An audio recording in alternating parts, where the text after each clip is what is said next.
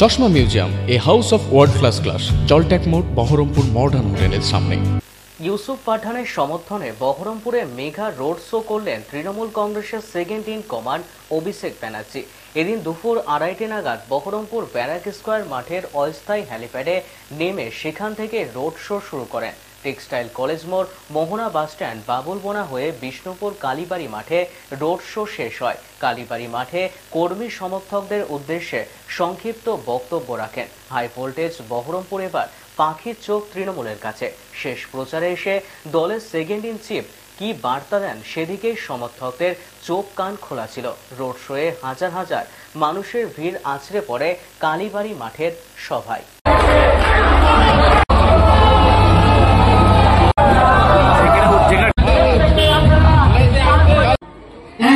আশা আকাঙ্ক্ষা স্বপ্ন নিয়ে 14 সালে 19 সালে অধীর চৌধুরীকে ভোট দিয়ে নির্বাচিত সংসদ করে দিল্লিতে পাঠিয়েছিলেন বিজেপির বিরুদ্ধে লড়াই করতে। সেই অধীর চৌধুরী বলছে তৃণমূলকে ভোট দেওয়ার থেকে বিজেপিকে ভোট দেওয়া ভালো। আপনারা শুনুন।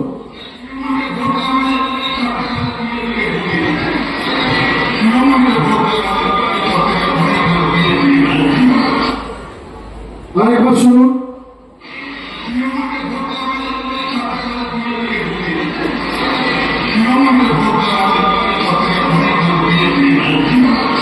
কার গলা এটা?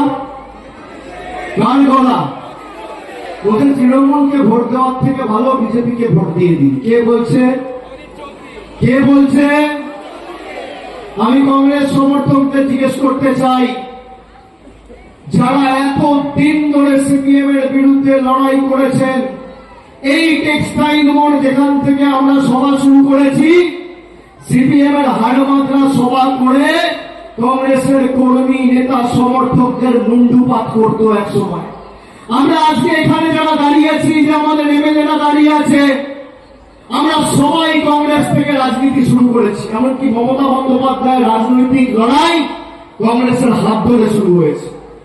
কিন্তু আমরা যেটা বলতাম যে সিপিএম কে যদি বাংলা থেকে উৎখাত করতে হয়, বাংলার কংগ্রেস সিপিএম এর বি টিম হিসেবে কাজ করছে।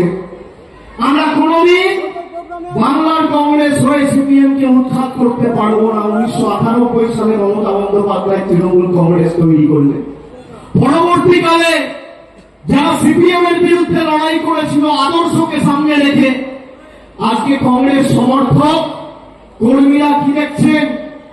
প্রায় 1 লক্ষের বেশি কংগ্রেস তৃণমূল সমর্থক নিজের জীবন দিয়েছেন, প্রাণ দিয়েছেন। সিপিএম এর হাড়মাত্রা হাত কেটে দিয়েছে, পা কেটে দিয়েছে।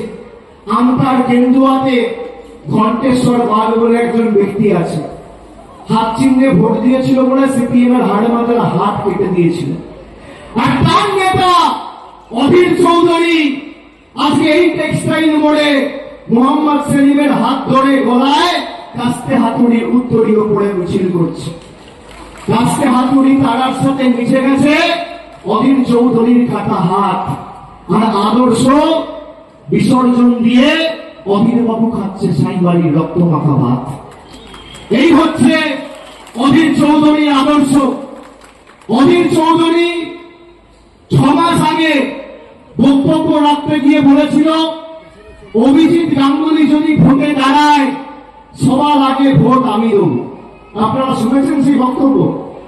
একমাত্র যদি ইন্ডিয়া জোট ভারতবর্ষে বিভিন্ন রাজ্যে হয়েছে, বাংলায় না হয়ে থাকে, তার একমাত্র কারণ হচ্ছে অধীর রঞ্জন চৌধুরী। এই লোকটাকে এমন ভাবে আপনাকে জবাব দিতে হবে যে মিথ্যে কথা বলার আগে আর মানুষকে ঠকানোর আগে 10 বছর ভাবে না, যে মানুষের সাথে বেইমানি করলে কি হয়, মানুষের সাথে দুরঙ্গনি করলে কি হয়।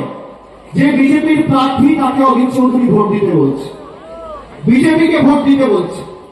আমি আজকে আমাদের মায়েদের জিজ্ঞেস করব, মায়েরা বলুন, যে বহরমপুর ভারতবর্ষের সব থেকে পিছিয়ে থাকা জেলার মধ্যে 1-2 দিনের মধ্যে ছিল, সেখানে 2021 থেকে বিশেষ করে 2019-এ মুর্শিদাবাদ এবং জঙ্গিপুরে জেতার পর উন্নয়নের জোয়ার শুরু হয়েছে।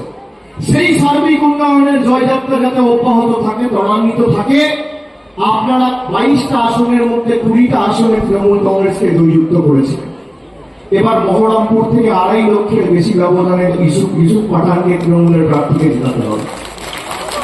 অধীর চৌধুরী 2014 সালে 3.5 লাখ ভোটে জিতেছিল।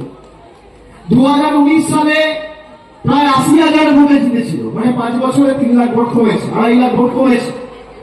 2021-এর ব্যবধান যদি আমরা ধরি এই বহরমপুর লোকসভায়, তাহলে তৃণমূল কংগ্রেসের প্রার্থী 2.5 লক্ষের বেশি ব্যবধানে 21 সালের ভোটের নিরিখে জয়ের ব্যবধানে আমরা এগিয়ে রয়েছি।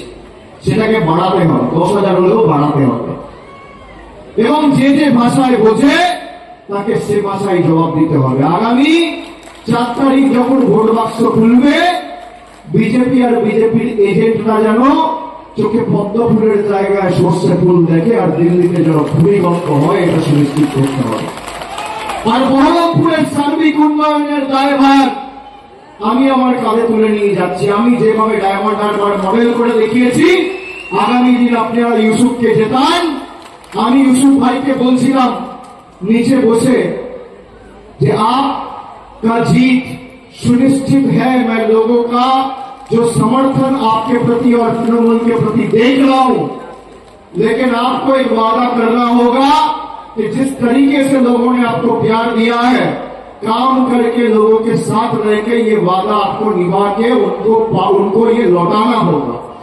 ইসুফ ভাই আমাকে বলেছে আমি যে পরিশ্রম গত 2 মাসে করেছি তার 3 গুণ পরিশ্রম আগামী 5 বছর করে মানুষের পাশে থাকবো। যা কথা দিয়েছি কথা রাখবো, কথা দিয়ে কথা রাখবে।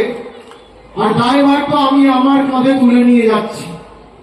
আমি খালি আপনাদের বলবো, অধীর বাবুর এমনি আপনারা দেখছেন কি পরিণতি হয়েছে, যাকে তাকে বেড়ে যাচ্ছে, হতাশার বহিঃপ্রকাশ। সংবাদ মাধ্যমের প্রতিনিধিরা এখন ভয়ে যাচ্ছে না সামনাসামনি, কারণ হাত মুছড়ে দিচ্ছে, ধুমড়ে দিচ্ছে, কাউকে খ্যাক করে কামড়াতে আসছে। আমি বলবো অধীর বাবু মাথা ঠান্ডা রাখুন, মাথা ঠান্ডা রাখুন। এখনো তো 6 দিন আছে। আপনি যদি এসব করেন তাহলে আপনার ভোট আরো কমবে, 3 নম্বরের জায়গায় আপনি 4 নম্বর হয়ে যেতে পারেন। পরাজয়টাও যেন সম্মানীয় হয়, এটা সুনিশ্চিত করুন। যদি হারেন, সম্মানের সাথে যাতে হারেন। আমি খালি আপনাদের বলবো, বহরমপুরের মানুষকে মাথা নত করে, নত মস্তকে প্রণাম জানিয়ে বহরমপুরের মাটি থেকে বিজেপির এজেন্ট হাঁটান আর দিল্লিতে ইউসুফকে পাঠান।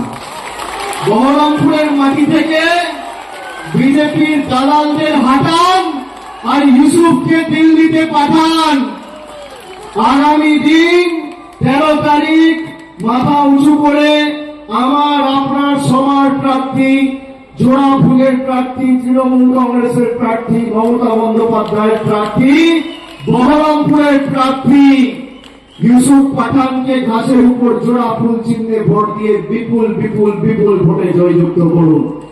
আর সব থেকে বেশি জয়ের ব্যবধানটা যেন বহরমপুর বিধানসভা থেকে হয় আর পৌরসভা থেকে হয়।